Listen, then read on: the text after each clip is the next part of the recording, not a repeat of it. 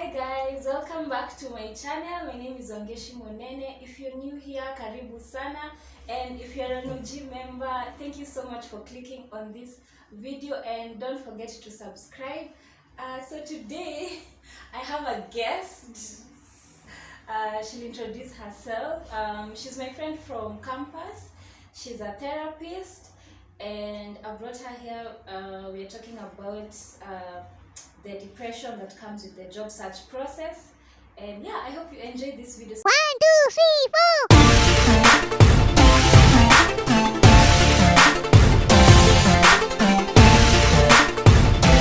Marianne, you can introduce yourself. Thank you so much. Hi guys. Hi Wangeshis guys. My name is Marianne Warugoro. I am a counseling psychologist and mental health advocate, and I'm so happy to be here. Karibu. Asante. Yes, I'm going to put her information in the description box so that you can follow her channel. She shares a lot of good information about mental health and counseling and all that stuff. So I'm not gonna waste any more of your time. We're going to just jump right into the video. Like I said before, today we are talking about job search depression, and I know a lot of you guys, some of you guys don't have jobs, or you're looking to transition from one career to another, or maybe you're in a toxic work environment and you want to maybe look for another job. So we're going to talk about all that and how you can just deal with the stress and the anxiety that comes with the job search process. So yeah, the feelings of depression when you're looking for a job, is it real? Like how often do you encounter like such cases? Yes, it is very real. Like you said, there are people who, when you think about the job application process, it's just really daunting. And unfortunately for some people, it gets to points where they are actually depressed. They feel like there is no hope. Maybe I'm not even supposed to get a job, or maybe I don't even have the energy to go look for a job because of how daunting it can be. So that is where the depression comes in. Yeah. And also, like, I feel like with the state of the economy right now, I'm not sure if like we are going to recover from the COVID-19, how it affected our economy. And there's a lot of rejection. Yes. There's a lot of rejection still. And it kind of brings like feeling hopeless and kind of feelings of inadequacy. Yeah. And I can imagine like waking up every day with no purpose. Right, you don't have anywhere to go to. Yeah. Like the usual 8 to 5 people. Yeah, like you have nothing to look forward to. So yeah. You have mentioned an important aspect of COVID-19, because you can imagine so many people lost their jobs, there were no jobs to do. So you find that in that process, nobody was getting anywhere to go to. And then even moving out of the COVID-19 era, it's not like things went back to normal. You find there are people who are working now from home, and there are companies which never got back into the normal flow of things. So here it can be daunting. Yeah, so I know, okay, not everybody experiences that, the job search depression. So why does it happen? Why? What happens so that someone can reach that point of being depressed because of that whole process? Yeah, actually depression is a mental illness. Yes. Which doesn't really affect every person. And for you to be able to be diagnosed, it has to be something that is done by a professional. So most of the mental illnesses that we have are usually caused by life stressors. And also genetics play a role in terms of our mental illnesses as well. And then now how we grew up, the environment we grew up in. So you can imagine now when it comes to a job search, that is also a life stressor. So you may find that if you're doing it and you're not finding the jobs, you are making applications, they are not coming through. Maybe you are the breadwinner of the family, everybody else is looking at you for financial help, and then you find there is no hope, then this can really be a trigger for the depression. And depression, usually we refer to it as a mood disorder, where it is usually experienced in extreme low moods for over 2 weeks. So that's why we are saying it's not everybody who gets it. Maybe some days you may be low, sometimes you may be okay. Yeah. So get a professional to actually diagnose it. Yeah. So are there like specific factors that lead you to from this stage to becoming depressed? I'm sure there's like factors in between that can lead you to that place. When you mean factors, what do you mean? Because I have mentioned about the genetics, the life stressors. I'm just talking about maybe the environmental factors, maybe like comparing yourself, social media, it can also push you to feel kind of depressed or left behind because you're comparing yourselves. Because when we are in school, we are kind of in the same wavelength. We have the same routine, we go to classes, weekends we are all free. But then now after school, everybody goes to their own homes. You get, some parents are well off, they'll help you with business. Some have connections and stuff like that. So there are those things in between that, even apart from being diagnosed with the illness itself, there are certain factors that push you to to that place. That's so true. The example that you have given of comparing yourself to others, maybe you are seeing, maybe we all left school together, we actually left school the same time. So you find that there are people who have actually gotten jobs and you haven't, and you're just there at home. So definitely that is going to kick you. And then also I had mentioned the expectations that are there. Maybe even the way you're saying, maybe your parents is like, I took you to school, now it's time for you to take care of the family. So that also can contribute to that. And then also now with rejection, not so many people like rejection. I mean, I don't think nobody likes rejection. But then rejection can be triggering for some people. You are making applications and applications and applications, and you don't even get a reply like, sorry, or we chose somebody else, or at least getting interviews. So that also can be triggering for someone to think, am I really making the right decision? Am I really looking at the right places? So those are some of the things that contribute. So when someone is dealing with that job search depression, there's some things you can do to take care of yourself maybe, and to sustain yourself, because it's stressful and it can become overwhelming with time. So I would like you to maybe share some things you can be doing along the way as you're going through that job hunting, so that you don't become overwhelmed. That's so true. There is something at least you can be able to do. Like the way we are saying, not everybody goes through the job depression by the fact that they are looking for a job.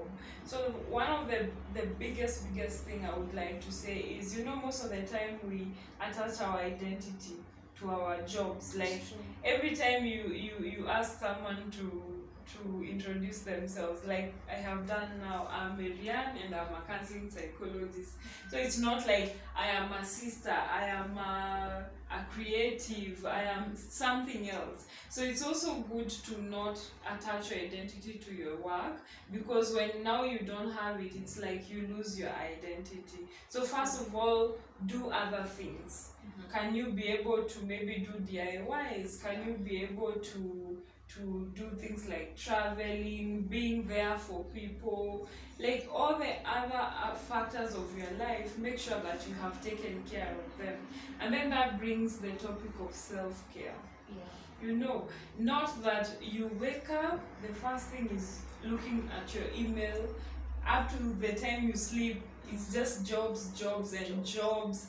No, take away some time to take care of yourself. Remember to eat well. That is something we like saying. Remember to be active.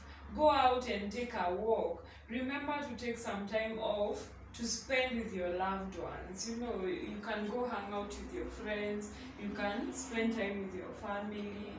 Just take care of yourself and remember that it is not all about jobs. Allocate other things for other times as well.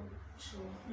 And also you can like kind of work on your mindset, Mm-hmm. because the job search process can be draining. I can imagine like sending applications. I was telling my dad how last year, since I finished school, I sent like 175 applications. Wow, you counted. Yes, I was going through my email and I was like, oh my god, all these applications. Okay, some I got callback, some I was ignored, and you know, most I was ignored. So it can be draining. So the thing that has held me together all this time is your mindset. You learn to let go. You apply for a job, don't hold on to it like so much. You know, you let go, because you know sometimes not everything is meant for you. Exactly. Not everything is meant for you, and you just focus on what you can control. Yes, like you said, you work on other areas of your life, even if you're job hunting, so that you don't get drained. Like you don't just put your mind on all those just looking for a job. You can work on other things, you know, passion projects and you know stuff like that. Yeah, and I can even give an example with myself. Like I even for you, it's not like we are permanently employed somewhere, but what we are doing, it started from something you are passionate about. So even for me, I started with shooting content. I am a creative person. I haven't really explored that fully, but because I was like that, I was like, let me just do these videos here and there, and then through that I get calls, I get referrals, you get, so look at what you can be able to do right now. The way she said, look at what you can control. What you can control is you can wake up, you can do those applications, you can go maybe network, and then you leave the rest to God or to your higher power, or now to whatever the process will allow. So that whenever you're depressed, you feel like there's nothing you can do. But there's actually so much you can do. So explore what it is and then go for it. Yeah, it's true. You've talked about all these things that we can do, but some people are still feeling stuck. So there's the aspect of asking for help. Yeah. So what can you tell us about that? Yeah, it is very important, and I think that's why we have people like career coaches. We have people who can do even your CV revamps, your next cyber guy. Make use of them. So help looks like asking for a CV revamp, asking for advice, asking for networking. Look for things that are happening that are in your job industry, so that you can be able to get pointers. And also, if we are talking about the issue of depression now, it is also good to look for a mental health professional like me to be able to help you deal with these stressors, so that despite being in that process, you still can be able to do something about it. You don't get numb, you don't get to feel like you are hopeless. There's all other things that you can be able to do in your life. And one thing that we actually forgot to mention is the way you're saying it can be draining, because it's like there is too much to do. Break them down to small tasks. Say, today I'll just do my CV, that's it. Tomorrow I'll now send an application. The other day I'll do a cover letter. Don't feel like you need to do everything at once. Yes. Yeah. So like the depression that comes with job hunting, like we told you, there are all these things you can do, and they can have a really positive impact in your life. Even if like you won't like get a job immediately, there are those positive things that can come out of it. So how does dealing with, not really dealing, but working through that depression that comes with job hunting, like what are the positive things that will come out of it if you manage that stress, or if you got help, or if you practiced self-care, what are the good things that can come out of it? The first thing is obviously you get a job. Yes. Because that is the goal, you want to be able to get it, but then also it will help you to be able to keep that positive mindset, as she was saying, that there will be a point where all this is over and I will actually be able to get what I am looking for. The next one is that you will be able to keep yourself healthy. So healthy in terms of, the way I've said, take care of yourself, eat well, exercise and all of that. Sleep. Then yes, sleep actually. Sleep is very important. Yeah. There are people who actually wake up in the middle of the night because they are worried, like, will that application go through? Yeah. So at least you can be able to be healthier.